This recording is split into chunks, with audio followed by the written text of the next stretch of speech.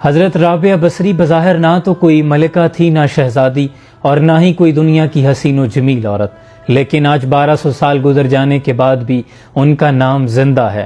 آپ کا معمول یہ تھا کہ جیسے ہی رات ہوتی آپ غسل فرماتی، صاف ستھرا لباس زیب تن کرتی اور اپنے شوہر سے کہتی کہ کیا آپ کو میری ضرورت ہے، اور اگر وہ کہتے کہ نہیں تو پھر آپ اجازت طلب کرتی۔ یہ اجازت ملنے پر آپ جائے نماز بچھاتی اور اپنے رب کی عبادت میں مصروف ہو جاتی۔ تہجد کے وقت آپ اکثر یہ دعا مانگا کرتی کہ اے میرے مالک، دن چلا گیا، رات چھا گئی ہے، دنیا کے تمام بادشاہوں کے دروازے بند ہو چکے ہیں، لیکن میرے مالک تیرا در تو اب بھی کھلا ہے، تیری بندی تیرے در پر تیرے فضل کی تلاش میں ہے، جھولی پھیلائے بیٹھی ہے۔ میرے مالک، جیسے تو نے اس آسمان کو زمین پر گرنے سے روک رکھا ہے، ویسے ہی اپنی اس بندی پر شیطان کو مسلط ہونے سے روک دے۔ جوانی میں ہی آپ کے شوہر کا انتقال ہو گیا، آپ بیوہ ہو گئی۔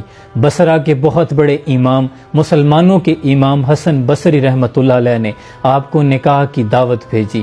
کوئی شادی کی خواہش نہیں تھی، اس لیے کہ آپ پرہیزگار ہیں۔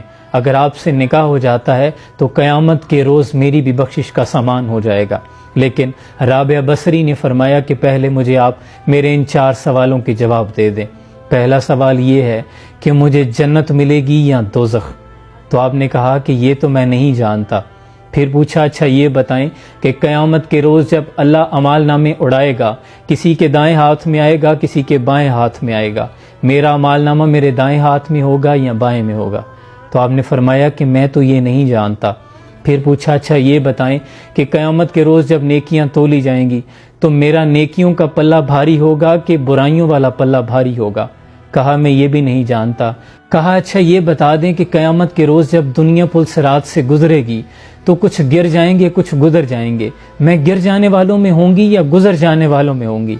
تو اس پر حسن بصری نے فرمایا کہ میں یہ بھی نہیں جانتا۔ اس پر آپ نے فرمایا کہ پھر مجھے اس دن کی تیاری کرنے دیجیے۔ اس کے بعد آپ نے بقیہ زندگی اپنے رب کی عبادت میں مصروف گزاری۔ جب آپ کے وصال کا وقت قریب آیا تو اپنی خادمہ کو یہ وصیت فرمائی کہ میرا کفن اسی چادر جس میں میں تہجد پڑھا کرتی تھی، اسی چادر کو میرا کفن بنانا، اور کچھ ہی لوگوں کے ساتھ رات کے وقت میری تدفین کر دینا، صبح پھر لوگوں کو بتانا، پہلے مت بتانا۔ آپ کی خادمہ نے اسی طرح کیا۔ صبح جب لوگوں کو خبر ہوئی تو ہائے ہائے کا عالم تھا کہ ہمیں کیوں نہیں بتایا گیا۔ اگلے روز آپ اپنی خادمہ کو خواب میں ملتی ہیں، سرخ رنگ کا ایک خوبصورت لباس زیب تن کیے ہوئے، چہرہ نورانی سورج کی روشنی کی طرح چمک رہا۔ خادمہ نے پوچھا کہ آپ کے ساتھ کیا معاملہ ہوا؟ تو آپ نے فرمایا میرے اللہ نے میرے ساتھ بڑا فضل والا معاملہ فرمایا ہے۔ کہا آپ کی وہ چادر کہاں گئی؟ کہا اللہ نے مجھے یہ جنت کا لباس پہنایا ہے اور وہ چادر رکھ لی ہے کہ رابعہ جب کل قیامت کے روز نیکیاں تولی جائیں گی تو تمہاری یہ چادر بھی وہ نیکیوں کے ساتھ تولی جائے گی۔ پھر خادمہ نے پوچھا منکر نکیر نے کیا سوال کیا؟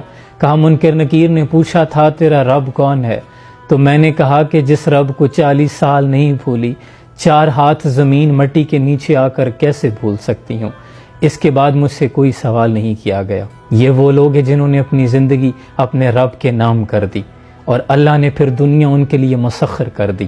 مٹا کے اپنی ہستی سراپا جستجو ہو جا، جو تو چاہے گا وہ ہوگا، جو وہ چاہے وہ تو ہو جا۔ آج ہم دنیا میں مصروف ہیں، لیکن دنیا ہمارے لیے اتنی ہی مشکل اور تھکا دینے والی ہے۔ اگر ہم اپنی زندگی اپنی مرضی کو اپنے رب کی مرضی میں شامل کر دیں تو پھر یہ دنیا اٹھا کے وہ ہمارے قدموں میں ڈال دے گا۔ اللہ آسانیاں حاصل اور تقسیم کرنے کا شرف عطا فرمائے۔ جزاکم اللہ خیرہ۔